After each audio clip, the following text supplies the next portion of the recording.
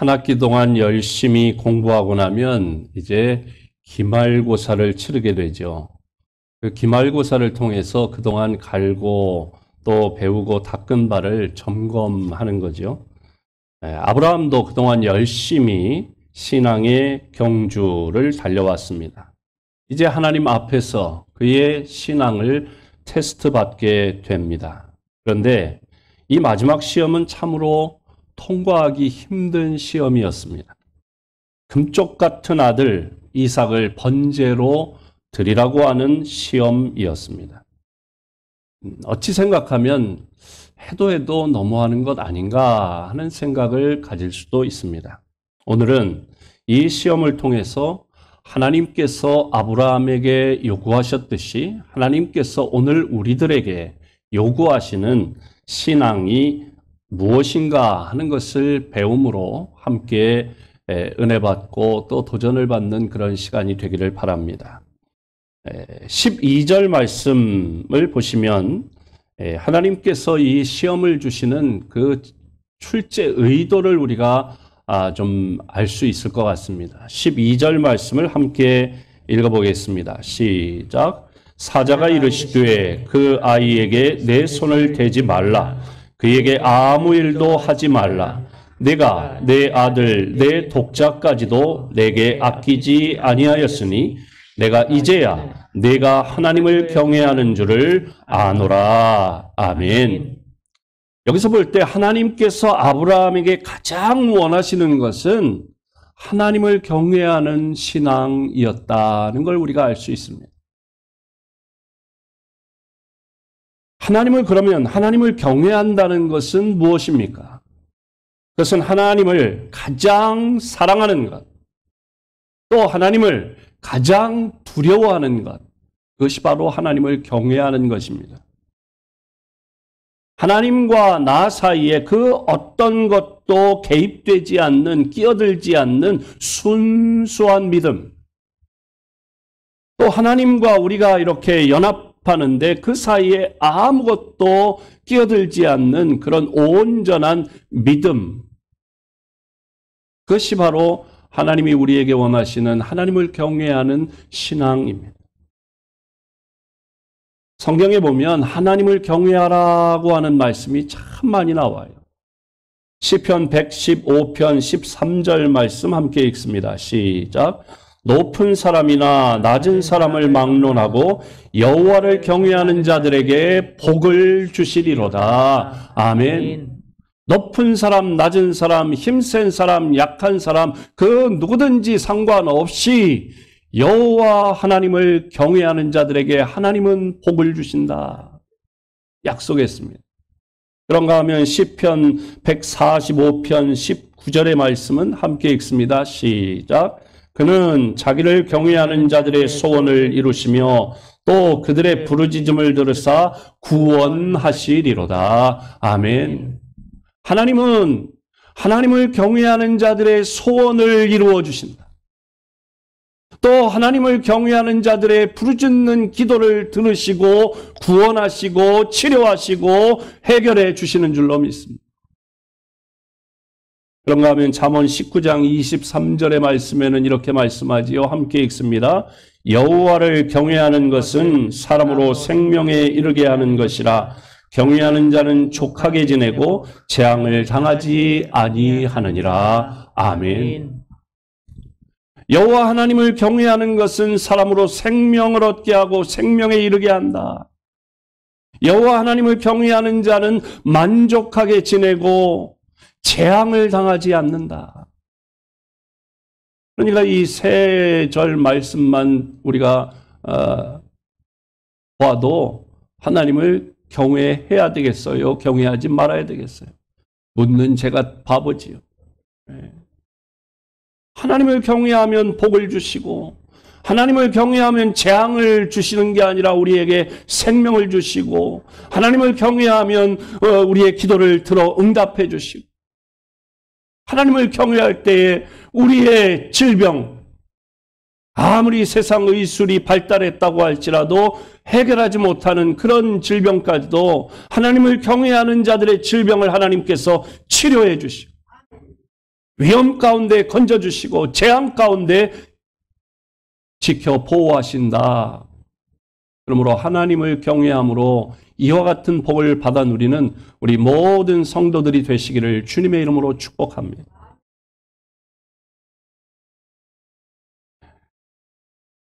그래서 가나안 땅에 들어가는 이스라엘 백성들에게 모세는 하나님의 이름을 두시려고 택하신 곳에서 소득의 11조를 드리며 여호와 하나님 경외하기를 배우라.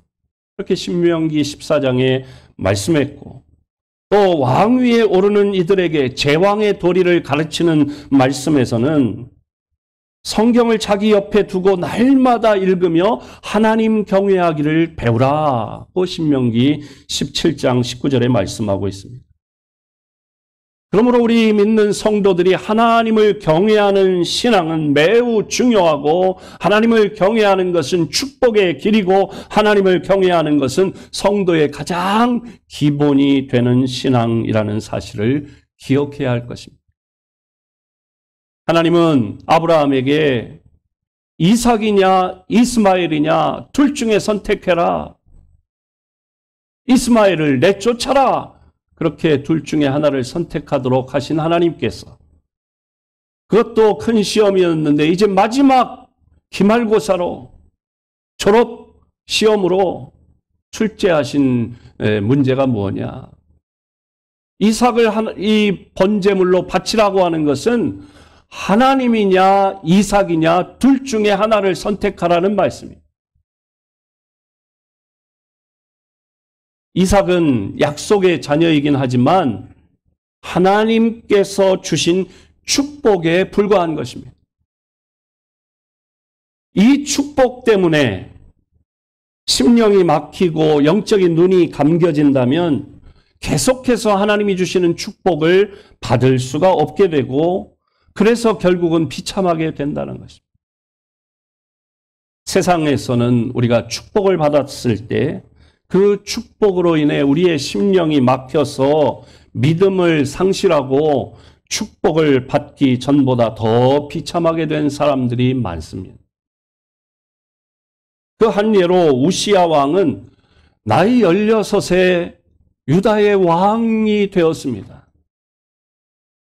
하나님의 종인 스가랴를 통해서 가르침을 받아서 하나님의 말씀을 늘 경청하고, 그래서 그대로 지켜 행하다가 형통의 축복을 받게 되어서 나라는 부강해지고, 비록 어린 나이에 어린 왕이 다스리는 나라지만 나라는 부강해지고, 그에 따라서 이 어린 왕 우시야 왕의 왕권은 견고해졌습니다. 그런데 점점 나라가 강성해지자 이 우시야 왕의 마음이 교만해져서 이제는 하나님을 의식하지 않고 스가랴 선지자의 말을 듣기보다는 자기 생각, 자기 마음에, 자기 기분, 자기 감정에 따라서 생각하고 판단하고 행하여 악을 행하게 되었고, 그래서 결국은 하나님의 저주를 받아서 나병 환자가 되어서 별궁에서 살다가 죽고 맙니다. 하나님께서는 아브라함이 시련을 받을 때에나 축복을 지금 누릴 때에나 오직 하나님 한 분만을 바라보고 살기를 원하셨습니다. 아브라함이 하나님이 주신 그 축복에 매이기보다는 축복의 원천 되시는 하나님과 밀착해서 하나님을 붙들고 살기를 원하신 것입니다. 오늘 우리들도 축복보다는, 하나님이 주신 그 축복보다는 그 축복을 주시는 하나님을 사랑하고 하나님과 가까이 하며 하나님을 붙들고 살아가기를 주님의 이름으로 축복합니다. 매일 퇴근길에 사랑하는 아들을 위해서 과자를 사가지고 오는 아빠가 있었습니다. 아이는 아빠 퇴근 시간만 되면, 문소리가 나면 늘 아빠를 기다렸는데,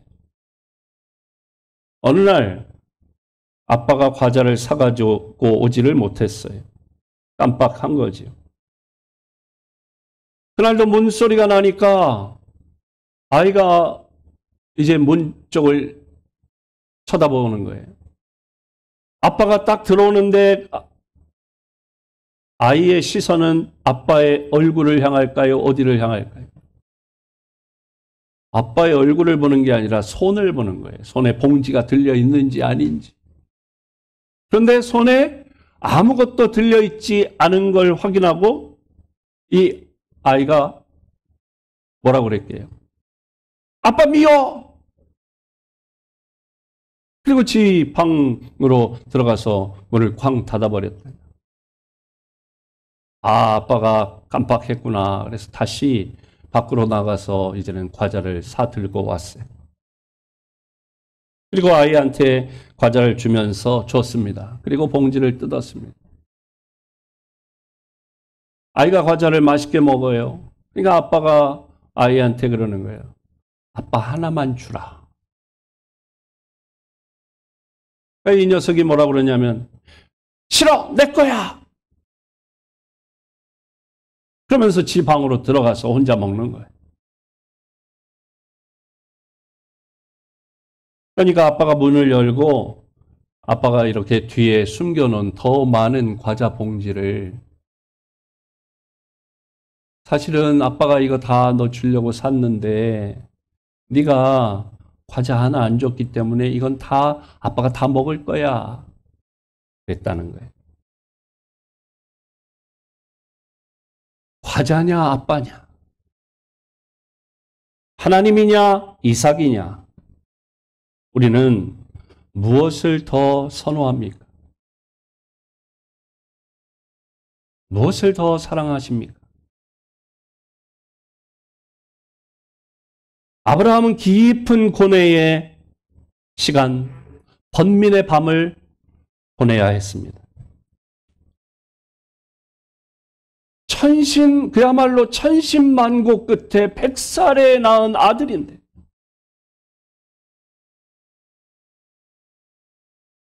그럼 금쪽 같은 내 새끼를 번제로 드리라니 이 정천벽력이고 이거 참 있을 수 없는 일이 아니겠어요? 그 누구도 그 심경을 헤아리지 못했습니다. 사랑하는 아내마저도 도움이 되지 않았습니다. 아브라함은 홀로 서서 하나님 앞에 홀로 서서 이 시험을 치르고 결단해야만 했습니다. 아브라함이 지나온 밤새 생각합니다. 지나온 자기의 이 여정을 생각합니다. 75 되었을 때 하나님께서 갑자기 나타나서 너는 너의 본토, 친척, 아비집, 고향 땅을 떠나라. 그리고 내가 내게 지시할 땅으로 가라. 그 했을 때 두말 없이 자기는 그 말씀대로 떠나라고 할 때 고향을 떠났습니다. 친척과 이별하라고 했을 때 이별했습니다. 그리고 굶주림과 외로움을 견디며 살아왔습니다. 생명의 위협을 받는 가운데서도 그는 객지에서 홀로 싸우며 아픔을 감수했습니다. 재산, 목숨, 친척, 부모도 버리고 순종할 수 있었는데 이번만큼은 아브라함에게 있어서 너무도 가혹한 시험이 아닐 수 없었습니다. 어째서 100살에 언제는 주실 때는 언제고 100살에 얻은 아들을 그것도 두 눈 시퍼렇게 초롱초롱 두 눈 뜨고 살아있는 이 아들을 번제로 드릴 수 있습니까? 이건 자기 목숨을 바치는 것보다도 더 큰 아픔, 더 큰 희생, 더 큰 헌신일 수밖에 없었습니다. 왜요? 한마디로 이삭은 아브라함의 전부라고 해도 과언이 아니었어요. 그런데요, 아브라함의 그 깊은 고뇌의 밤은 길지 않았습니다.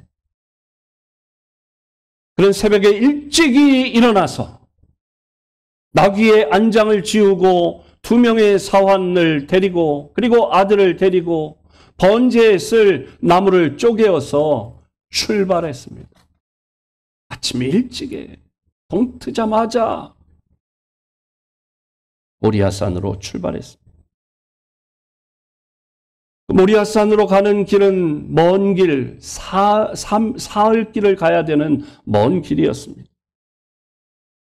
아브라함이 먼 길을 묵묵히 순종하며 모리아산으로 가는 그 길은 독자 이삭을 번제로 드려야만 하는 고난의 길이요. 아들을 바치는 제사의 길이었습니다. 모리아, 그것은 순종의 산이었습니다. 이 산은 앞으로 후손들이 하나님을 경외하며 살도록 본을 보이기 위한 믿음의 조상으로서 걸어가야만 하는 사명의 길이었습니다. 이 길은 눈물 없이는 갈 수 없는 길이었습니다. 여호와 일에 믿음이 없이는 갈 수 없는 그런 헌신의 길이었습니다. 아빠를 따라서 제사를 드린다고 따라오라고 해서 이렇게 따라가던 이삭이 낌새가 이상한 거예요. 분위기가 이상한 거예요. 그걸 감지하고 아빠에게 이삭이 묻습니다. 아빠, 제사 드리러 간다면서요? 그런데 제사에 쓸 나무와 불은 보이는데 제물은 어디 있어요? 양은 어디 있어요?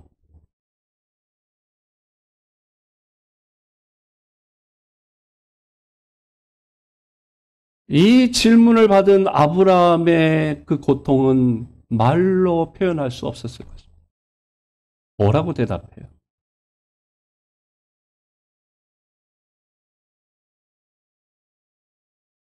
그런데 아브라함은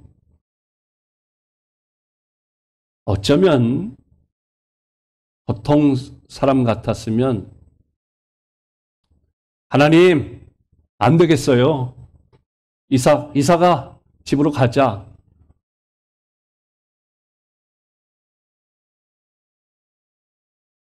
그랬을 분도 여기 상당히 계실 것 같아요.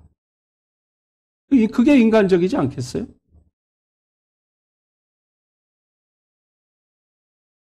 그런데 이때 아브라함의 마음 미어지는 것 같았겠지요. 그런데 도중에 발걸음을 멈추거나 돌이키지 않았습니다.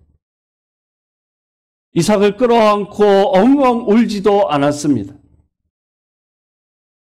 혀를 깨물며 눈물을 참았는지도 모르겠어요. 아브라함이 대답합니다.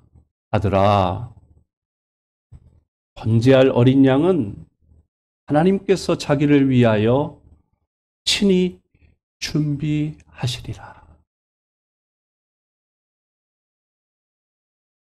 우리는 여기서 아브라함이 순종할 수 있었던 비결이 무엇인가를 생각해 볼 수 있습니다.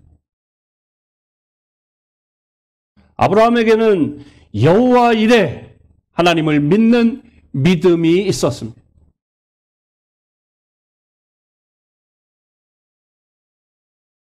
이것은 지금까지 아브라함이 지나온 과거의 자기의 삶의 여정에 경험했던 그 경험을 통해서 체험한 신앙의 고백인 것입니다. 하나님은 언제나 아브라함의 인생과 삶에 대해서 준비해 놓으셨어요. 너는 너의 본토 친척 아비집을 떠나라. 75살이 먹도록 태어나서 자라고 삶의 기반을 닦고 결혼하고 직업을 갖고 모든 것이 안정된 그 곳에서 떠나라. 인간관계가 다 네트워크 형성되어 가지고 모든 것이 갖춰져 있는 그곳을 떠나라. 그리고 내가 지시할 땅으로 가라. 알 수 없는 곳이에요. 예상할 수 없는 곳이었어요. 뭐가 준비되어 있는지 알 수 없었어요. 그런데 그곳에 가면 하나님이 예비해 놓으셨어요. 심지어는 이방인들, 하나님을 모르는 사람까지도 야, 우리가 너를 지켜보니까 너는 하는 것마다 잘 되더라. 왜 그런가 봤더니 하나님이 너와 함께 하시는 거다. 그렇게 주변에 있는 사람들까지도 인정할 정도로 하나님은 언제나 함께 하시고 준비해 놓으셨다는 거예요. 그리고 아브라함에게 순종을 원하셨고 아브라함이 순종할 때마다 하나님이 살아계심과 하나님이 인도하심을 체험했던 것입니다. 또한 아브라함에게는 부활의 믿음이 있었습니다. 히브리서 11장 19절 말씀 함께 읽어봅니다. 시작. 하나님이 등이 이삭을 죽은 자 가운데서 다시 살리실 줄로 생각한지라. 이웃건대 그를 죽은 자 가운데서 도로 받은 것이니라. 아멘. 그가 하나님이 능히 이삭을 죽은 자 가운데서 다시 살리실 줄로 생각했다는 거예요. 믿었다는 것입니다. 그리고 아브라함은 하나님의 약속을 견고하게 붙들고 있었습니다. 그 약속의 말씀이 뭐냐? 이삭은 약속의 자녀라고 하나님 말씀하신 것입니다. 하나님께서 아브라함에게 이삭을 낳을 것이라고 말씀하실 때에 뭐라고 말씀하셨느냐? 창세기 17장 21절에 이렇게 말씀합니다. 함께 읽습니다. 시작. 내 언약은 내가 내년 이 시기에 사라가 내게 낳을 이삭과 세우리라. 아멘. 하나님은 분명히 아브라함의 자손을 하늘의 뭇별과 같이 많게 하신다고 말씀하셨고 이삭과도 그 언약을 세우신 것입니다. 하나님은 그 약속을 반드시 지키시는 하나님이신 줄로 믿습니다. 비록 이삭이 번제로 드려지더라도 죽은 자를 살리시는 하나님은 돌들로도 아브라함의 자손을 만드시는 하나님은 이삭을 다시 살리시고 다시 부활시키시고 하나님의 언약을 이루어 나가신다. 아브라함은 이런 믿음의 반석 위에 굳게 서 있었습니다. 아브라함은 하나님을 향한 이런 믿음이 있었기 때문에 그의 전부라고 할 수 있는 이삭을 바칠 수 있었던 것입니다. 아브라함의 믿음처럼 하나님은 예수님을 어린 양으로 준비해 주셨고 예수님은 십자가에서 영원한 번제물이 되신 줄로 믿습니다.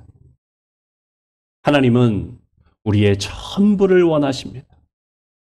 신앙생활은 언제나 받기만 하는 생활이 아닙니다. 하나님께 바치는 생활이기도 한 것입니다. 언제나 하나님과 줄다리기만 할 수 없습니다. 아브라함의 갈등의 밤은 길지 않았고 그는 모리아산으로 올라갔습니다.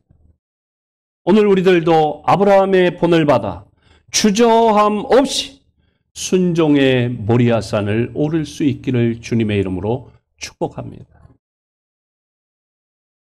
마침내 두 사람이 하나님께서 지시하신 곳에 이르렀습니다. 아브라함은 그곳에 단을 쌓고 나무를 벌려놓고 아들 이삭을 결박해서 단 나무 위에 올려놓았습니다. 그런데요, 이때 이삭은 반항하지 않았습니다. 반항했다는 내용이 없어요. 지금 모리아산에 있는 아브라함은 몇 살쯤 되었을까요? 예? 115세. 그러면 이삭은 몇 살이요? 15세. 115 먹은 아빠와 15 먹은 아들 이삭 팔씨름을 하면 누가 이길까요? 예? 이삭이 만약에 싫다고 거부하고 반항하고 한다면 아브라함이 감당할 힘이 없었을 것입니다. 그렇지 않겠어요? 15이면 중2쯤 되나요? 네. 요즘 중2 얼마나 무서워요? 네. 감당 못해요. 부모가 중2짜리 감당 못해요. 이길 수 있을까요? 못 이겨요. 이기는 경우가 가끔 있는데 엄마가 갱년기인 경우에는 이긴답니다. 갱년기 엄마와 중2병에 걸린 아들, 딸하고 싸우면 이게 어떻게 누가 이길런지 장담 못한다는 이야기가 있어요. 이삭은 반항하지 않습니다. 거부하지 않습니다. 순순히 순종했습니다. 이 모습이 바로 하나님 아버지의 뜻을 받들어 이 땅에 와서 십자가를 지시는 예수님의 모습인 것입니다. 아브라함은 칼을 들어서 이삭을 잡으려 했습니다. 신용만 한 게 아닙니다. 하나님께서 그제서야 아브라함의 이 마음을 확인하시고 크게 감동하셔서 급하게 아브라함아, 아브라함아. 오늘 드라마 바이블의 이 부분의 성우는 조금 좀 미숙했던 것 같아요. 아브라함아, 아브라함아. 이게 그럴 타이밍이 아니에요. 네? 아브라함아, 급하게. 왜? 이 이삭을 죽이면 안 되니까. 아브라함아, 아브라함아. 손대지 말아라. 죽이지 말아라. 하나님께서 급히 막으셨습니다. 그리고 합격 통지서를 아브라함에게 발행해 주신 거예요. 내가 내 아들, 내 독자라도 나에게 아끼지 아니하였으니 내가 이제야 네가 하나님을 경외하는 줄을 아노라. 인정하노라. 너는 합격이다. 하나님은 이 사건으로 아브라함이 세상 그 어떤 것보다도 하나님을 사랑하는 줄 확인하셨습니다. 아브라함은 한 마리 숫양이 그 뿔이 수풀에 걸린 것을 보고 이삭을 대신해서 번제로 드렸습니다. 그리고 그 땅 이름을 여호와 이레라고 했습니다. 그가 이미 입으로 고백한 대로입니다. 하나님이 준비하실 것이야. 하나님이 준비하시리라고 했던 대로 하나님이 예비하셨고 하나님이 준비하셨고 그래서 그것을 확인하는 의미에서 그 땅 이름을 여호와 이레라고 했습니다. 여호와 이레는요, 누구를 말할까요? 예수님입니다. 우리 죄 때문에 죽어야 하는데, 죄값을 치러야 되는데 그 죄값이 죽음인데 내 대신 하나님께서 예수님을 준비해 놓으셨어요. 예수님이 대신 제물이 되어서 죄값을 치러주셨기에 저와 여러분이 구원 얻게 된 줄로 믿습니다. 믿음을 확인한 하나님께서 아브라함에게 최종적으로 축복하시고 하나님의 약속을 확증하시는 것이 16절로 18절 말씀입니다. 18절 말씀을 함께 읽어봅니다. 제가 먼저 16절, 17절 읽고 18절을 같이 읽겠습니다. 이르시되 여호와께서 이르시기를 내가 나를 가리켜 맹세하노니 네가 이같이 행하여 내 아들 내 독자도 아끼지 아니하였은즉 내가 내게 큰 복을 주고 내 씨가 크게 번성하여 하늘의 별과 같고 바닷가의 모래와 같게 하리니 내 씨가 그 대적의 성문을 차지하리라. 함께 읽습니다. 또 내 씨로 말미암아 천하 만민이 복을 받으리니 이는 내가 나의 말을 준행하였음이니라 하셨다 하니라. 아멘.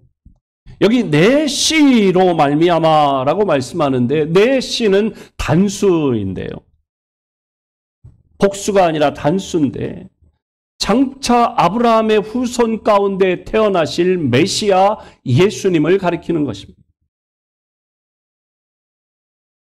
하나님은 이 약속을 기초로 해서 예수 그리스도를 우리에게 허락해 주신 줄로 믿습니다. 예수님은 십자가와 부활로 죄와 죽음을 이기시고 사단의 머리를 박살내셨습니다. 그리고 믿는 자들이, 이 사실을 믿는 자들이, 믿음으로 받아들인 자들이 복음으로 세상을 정복하도록 하셨습니다.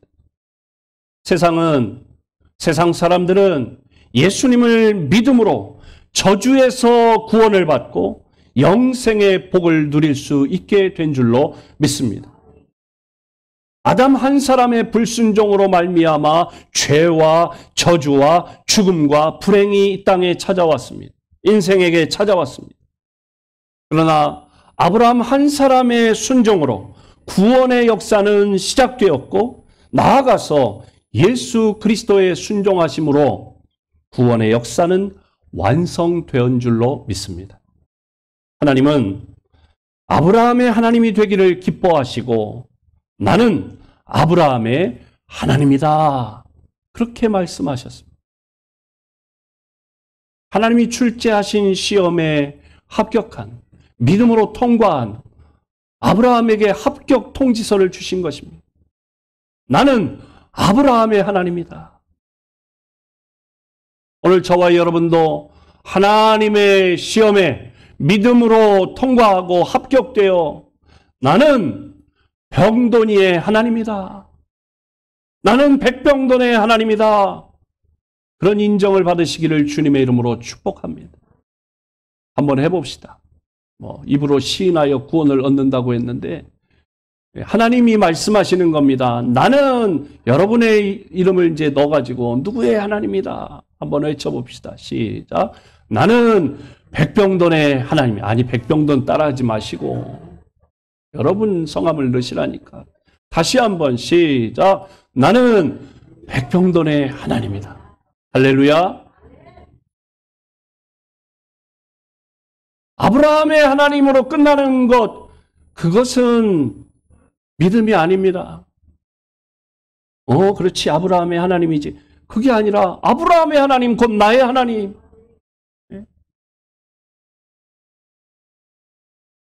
하나님은 때때로 우리의 중심이 어디를 향해 있는지를 확인하고 싶어 하십니다. 우리에게 가장 아끼고 사랑하는 이삭을 바치라고 하십니다. 제가 이렇게 이 말씀을 묵상하며 우리 교회, 그렇지, 감옥의 장로님은 이런 장로님이야. 아멘 좀 해봐요. 아무개 권사님은 이런 권사님이지. 그러면서 제가 하나님께 감사했어요. 네.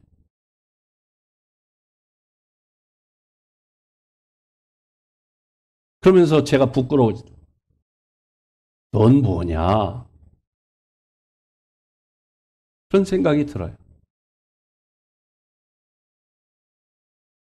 하나님을 경외하는 믿음의 사람이 되어야 하겠습니다. 아브라함처럼 본토 친척 아비집을 떠나고 인간적인 불신의 열매라고 할 수 있는 이스마엘을 내쫓고 정말 사랑하고 아끼고 정말 사랑스러운 축복의 열매 이삭은 하나님께 그냥 내가 가지고 움켜쥐는 게 아니라 하나님께 드리는 이 세 가지를 우리가 하나님 앞에 잘 하면 우리의 믿음은 아브라함의 믿음이 될 것이고 우리는 아브라함처럼 축복의 통로요, 축복의 전달자가 되어 선한 영향력을 우리의 자녀들에게, 우리의 주변의 친구들에게, 이웃들에게 끼치며 살 수 있는 줄로 믿습니다.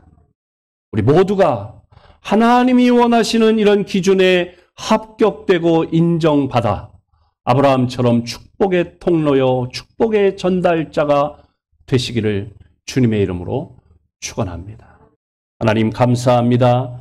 오늘도 하나님의 귀한 말씀을 주시니 감사합니다. 우리 모두가 아브라함과 같이 하나님이 우리에게 원하시는 그런 믿음을 소유하게 하여 주옵소서. 하나님께 인정받을 만한 믿음의 사람이 되어 아브라함과 같이 하나님을 경외하다가 하나님께로부터 인정받고 축복의 통로로 쓰임받는 우리 모든 성도들이 되게 하여 주옵소서. 예수님의 이름으로 기도하옵나이다.